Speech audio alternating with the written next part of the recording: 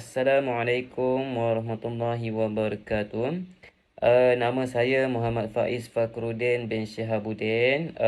Nombor student saya adalah 2019 845414. Untuk subjek CTU 553 Ethnic Relations, topik untuk saya bentangkan adalah topik 6, iaitu pemuafakatan politik dalam konteks hubungan etnik di Malaysia.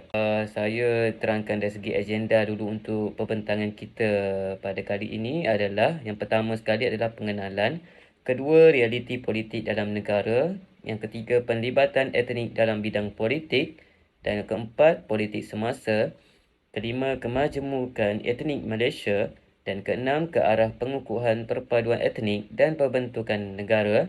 Ketujuh, saranan ke arah pemantapan politik antara etnik. Dan last sekali adalah kesimpulan. Okey, untuk pengenalan bagi tajuk topik 6 ini adalah secara ringkasnya, di Malaysia ni telah wujudnya banyak parti politik kerana variasi etnik yang pelbagai. Kepelbagaian etnik ini secara langsung mahupun tidak telah merancakkan agenda politik dalam negara. Secara positifnya, situasi ini telah berjaya mewujudkan persaingan yang sihat dalam kalangan masyarakat.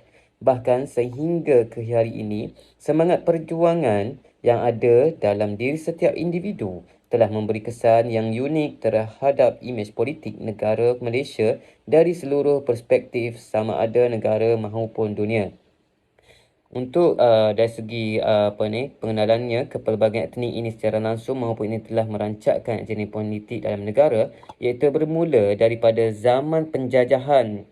Pemimpin-pemimpin pada ketika itu telah berusaha keras dalam memenangi kemerdekaan tanah air. Okey, untuk pembentangan yang seterusnya adalah dari segi realiti politik dalam negara bagi semenanjung Malaysia.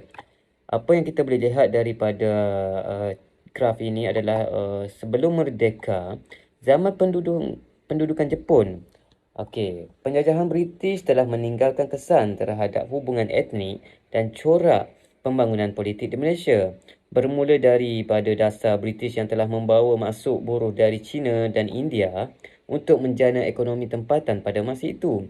Hal ini disebabkan kekayaan hasil bumi tanah Melayu pada ketika itu. British juga telah mengasingkan mereka daripada penduduk tempatan dari segi pekerjaan, tempat tinggal dan sistem persekolahan.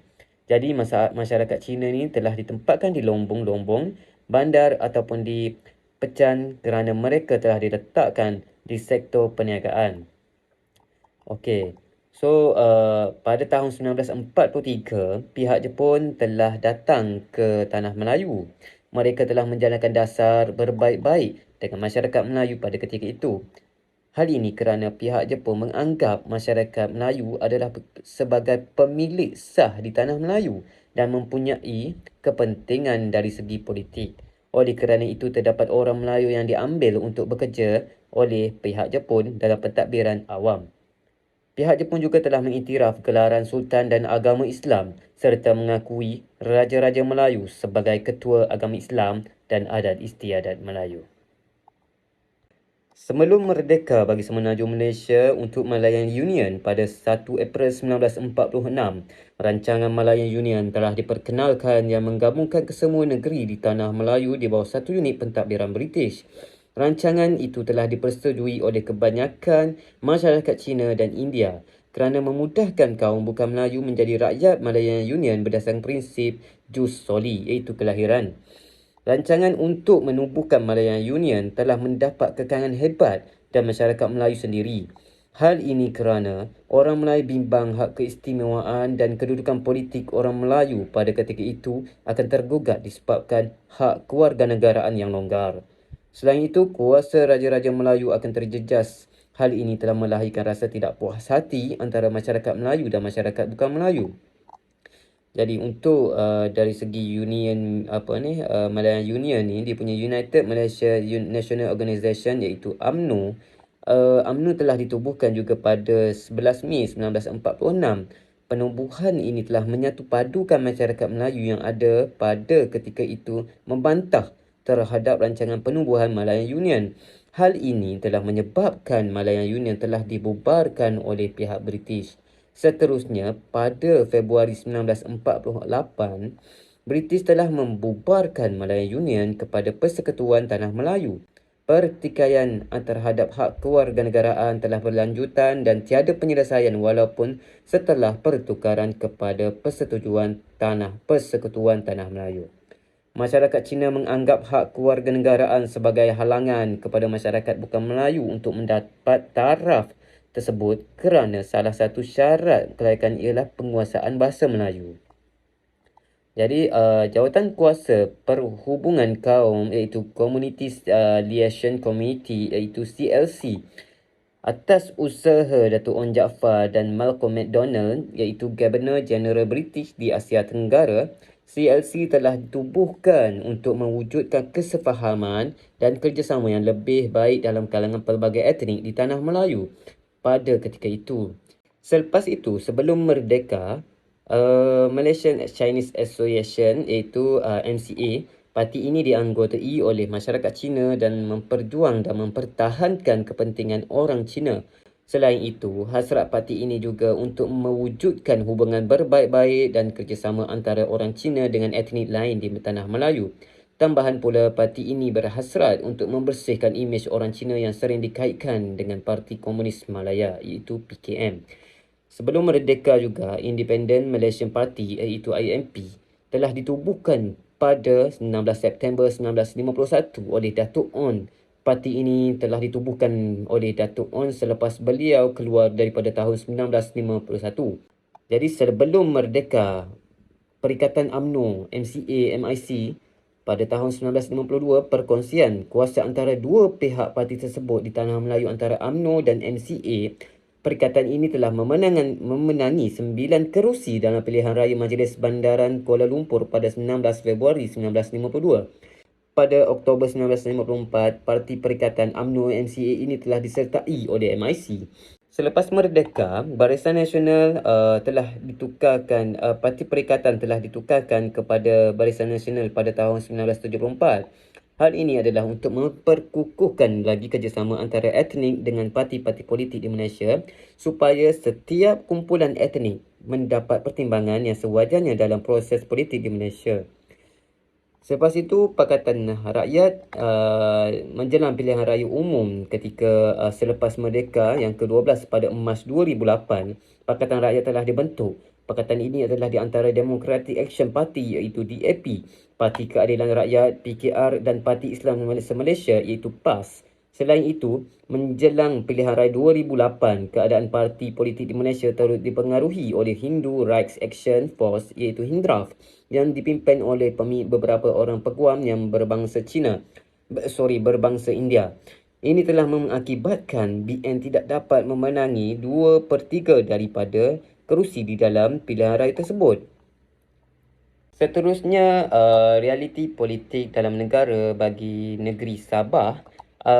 Seperti yang kita lihat daripada permulaan dari Ogos 1961 iaitu Angkor sehingga 1975 iaitu PBS. Saya terangkan dari segi Angkor dulu, dari segi parti politik yang pertama di Sabah iaitu United National Kadazan Organisation iaitu Angkor pada Ogos 1961, diikuti dengan United Sabah National Organisation USNO pada Disember 1961. United National Pasuk Mamugun Organisation Pasuk Mamugun pada tahun 1962 dan Borneo Utara National Party BUNAP yang ditukar kepada Sabah National Party SNAP. Parti Perikatan Sabah yang dianggotai Angkor, USNO, Pasuk Mamugun dan SNAP. Pada tahun 1964, Angkor dan Pasuk Mamugun telah bersetuju ingin membentuk United Pasuk Mamugun Kadazan Organisation Angkor bagi mempertahankan kepentingan kaum Bumiputera bukan Islam di Sabah. Pelantikan Datuk Donald Stephens itu daripada Angkor sebagai Ketua Menteri Sabah yang pertama pada tahun 1963 telah menimbulkan rasa tidak puas hati daripada Yang di-Pertuan Negeri Tun Mustafa. Hal ini kerana jawatan sebagai Ketua Menteri Sabah sepatutnya disandang oleh calon dari USNO yang mendapat 16 kerusi manakala Angkor hanya memperolehi 12 kerusi. Kesan daripada ini kerjasama antara golongan Bumiputera Islam dan bukan Islam tidak dapat dicapai. Perselihan antara dua pemimpin Bumiputera iaitu Donald Stephens dan Tun Mustafa tentang isu kelulusan permit dan lesen bala. Penggantian setiausaha kerajaan dan dasar Donald Stephens yang telah mengutamakan kepentingan masyarakat Kadazan Sudusun. Jadi krisis ini berakhir apabila Donald Stephens diminta melepaskan jawatan kuasanya dan diganti dengan Peter Low dari parti SCA iaitu dahulu dikenali sebagai SNAP sebelum 1965. Jadi selepas itu pada tahun 1967, Tun Mustafa telah berjaya menjadi Ketua Menteri Sabah iaitu Gabungan USNO CSCA. Okey, seterusnya pada 15 Julai 1975, Parti Bersatu Rakyat Jelata Sabah iaitu berjaya di bawah pemimpin Tun Fuad Stephens iaitu nama Islam Donald Stephens telah diwujudkan. Realiti politik dalam negara bagi Sarawak dimulaikan dengan Jun 1959 hingga Julai 1963. Jadi untuk bagi pada politik yang pertama di Sarawak iaitu United People's Party SUPP pada Jun 1959 yang ditubuhkan oleh orang Cina dan selepas itu muncul pula Parti Negara Sarawak iaitu PANAS pada tahun 1960. Parti Bumiputera bukan Islam yang pertama ialah Sarawak National Party SNAP pada tahun 1961. Pada tahun 1962 orang Melayu dan Melanau dari Lembah Rajang menubuhkan suatu parti iaitu Barisan Nasional Jati Sarawak iaitu berjasa. Seterusnya diikuti dengan Parti Persakaan Anak Sarawak iaitu PESAKA ditubuhkan oleh beberapa orang pemimpin IBAN dan Sarawak Chinese Association SCA oleh sekumpulan ahli perniagaan Cina yang kaya. Parti Perikatan Sarawak telah dibentuk di antara PANAS, SNAP, Pesaka Berjasa dan SCA pada 22 Oktober 1962. PANAS telah keluar daripada parti ini pada 15 April 1963 disebabkan oleh terdapat rasa kecurigaan terhadap dua parti Bumiputera Islam iaitu PANAS dan Berjasa. Pada Januari 1973, Parti Pesaka Bumiputera Bersatu PBB di antara PANAS, Berjasa dan Pesaka penerimaan SUPP dalam menubuhkan kerajaan campuran Sarawak selepas pilihan raya oleh golongan Bumiputera pada tahun 1970 mencerminkan kompromi politik antara etnik telah bermula dalam proses politik di Sarawak. Ketua Menteri Sarawak yang pertama ialah Stefan Kalonikan dari SNAP pada tahun 1963. Namun pelbagai masalah telah timbul seperti pengenalan undang-undang yang membenarkan kaum Cina membeli tanah masyarakat Bumiputera, isu penggantian pegawai British dan pegawai dari Semenanjung dan penggunaan bahasa Inggeris sebagai bahasa rasmi Sarawak. Hal ini berakhir apabila beliau dipecat dan digantikan dengan penghulu Tawi Sli pada tahun 1966.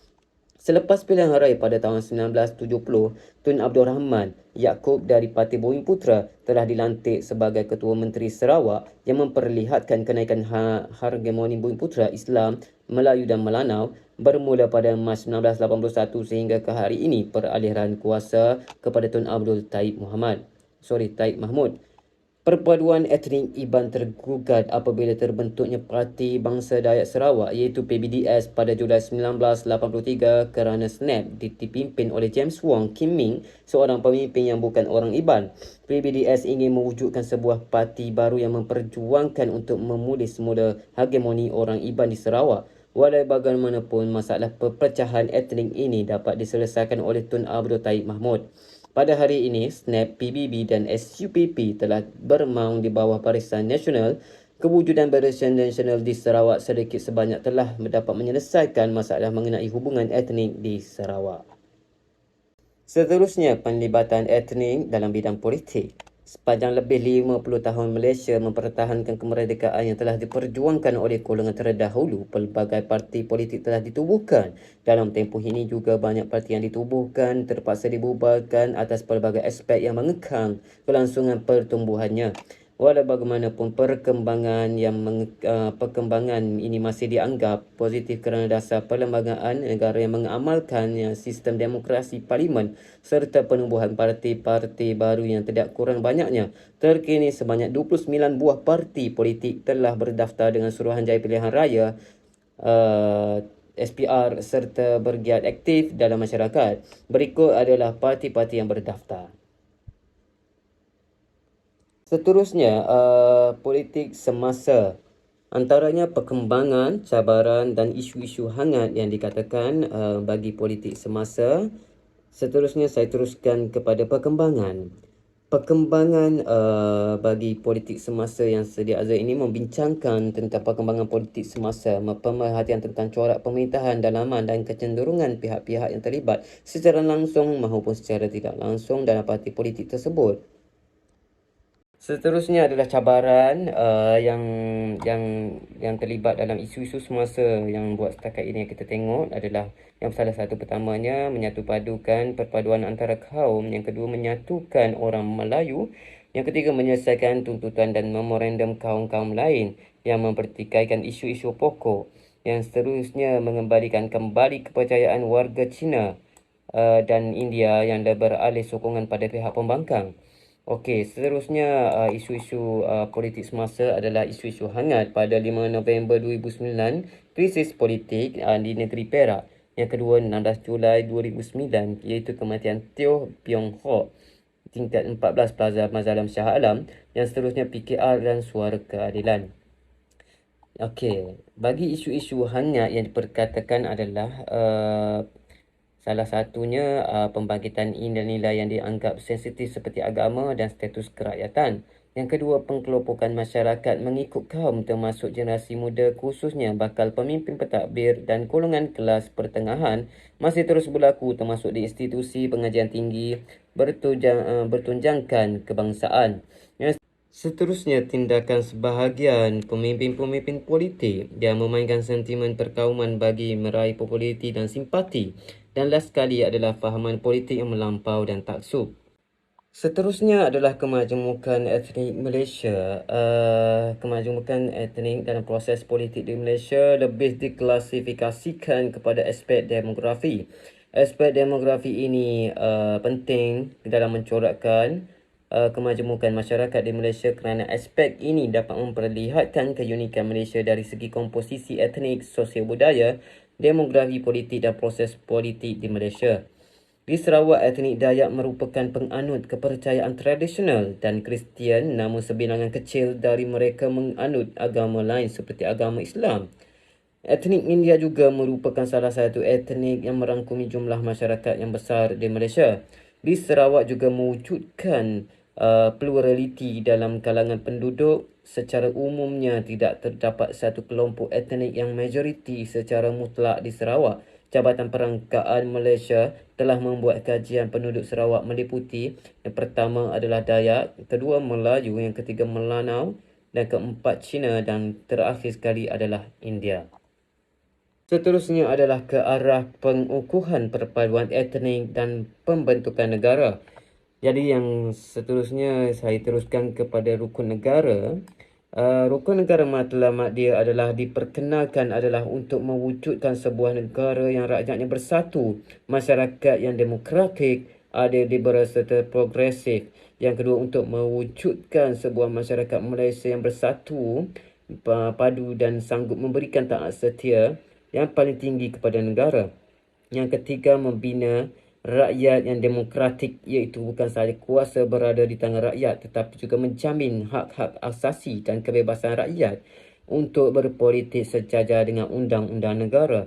Yang keempat adalah membina masyarakat yang adil bagi menjamin persamaan peluang untuk menikmati kemakmuran negara serta pengagihan kekayaan yang adil dan saksama. Yang kelima adalah membina masyarakat yang liberal, iaitu menjadikan kepelbagaian dan perbezaan dalam masyarakat ini sumber kekuatan dan kemajuan. Yang keenam adalah membina masyarakat yang progresif, iaitu dapat mencapai keseimbangan antara kemajuan sains dan teknologi dengan perkembangan nilai-nilai rohaniah. Draft Rukun Negara telah dibincangkan dan dibuat pindaan beberapa kali oleh Majlis Perundangan Negara sebelum diluluskan oleh Majlis Gerakan Negara dan kemudiannya diisytiharkan pada 31 Ogos 1970. Semasa Ideologi Nasional Malaysia telah menggariskan 5 prinsip utama, iaitu kepercayaan kepada Tuhan, kesetiaan kepada Raja dan Negara, keluhuran perlembagaan, kedaulatan undang-undang dan kesopanan dan kesusidaan. Seterusnya saya teruskan lagi dengan pembentukan Barisan Nasional. Pembentukan Barisan Nasional ada objektif penubuhan Barisan Nasional adalah memupuk dan mengekalkan satu bangsa Malaysia yang harmoni dan bersatu padu. Yang kedua, berusaha untuk mencapai pembangunan jasmani dan rohani serta mengekalkan Islam sebagai agama persekutuan. Tetapi, agama-agama lain masih boleh diamalkan dengan aman dan tenteram. Yang ketiga, berusaha untuk mewujudkan satu masyarakat yang adil dan saksama. Keempat, berusaha untuk mengeratkan lagi perhubungan dalam antara kalangan parti anggota. Yang terakhir sekali adalah Pakatan Rakyat. Ideologi Pakatan Rakyat ialah keadilan sosial. Yang kedua, kemajuan. Yang ketiga, demokrasi sosial. Dan terakhir sekali adalah kebajikan awam. Seterusnya, saya teruskan lagi dengan saranan ke arah pemantapan politik antara etnik. Okey, kepelbagaian penubuhan parti politik dalam bilangan etnik yang bukan sedikit di Malaysia memungkinkan bermacam bentuk anasir negatif meresap secara halus lalu meruntuhkan integriti antara etnik. Berikut merupakan beberapa saranan yang boleh dipraktikkan oleh semua pihak bagi memastikan kelangsungan objektif ini dan mendapatkan lagi kesepaduan antara kaum serta mewujudkan budaya politik yang lebih sihat dalam kalangan masyarakat. Yang pertama adalah menerapkan nilai-nilai murni dalam berpolitik. Yang kedua, mengukuhkan politik sosialisasi dalam kalangan rakyat, melahirkan pemikiran politik matang. Yang ketiga, memperbetulkan objektif penubuhan di parti politik. Keempat, tidak terlalu taksub dan parti-parti politik yang disokong. Yang kelima, mengaplikasikan kaedah konsensus iaitu persetujuan sepenuhnya. Keenam, mewujudkan lebih lagi banyak pelan-pelan integriti. Seterusnya, terakhir sekali untuk pembentangan kita pada kali ini. Kesimpulan bagi kita punya pembentangan adalah pengembangan politik dalam negara perlu dipantau dengan sebaik-baiknya bagi mengelakkan unsur-unsur negatif percaya menembusi benteng permuafakatan antara etnik. Tindakan-tindakan yang lebih dinamik dan berkesan perlu dijana bagi menambahbaikkan sistem politik antara etnik lantas mengukuhkan lagi integriti antara kaum. Ini saya Muhammad Faiz Fakhruddin bin Syahabuddin mengucapkan ribuan terima kasih dan Assalamualaikum warahmatullahi wabarakatuh.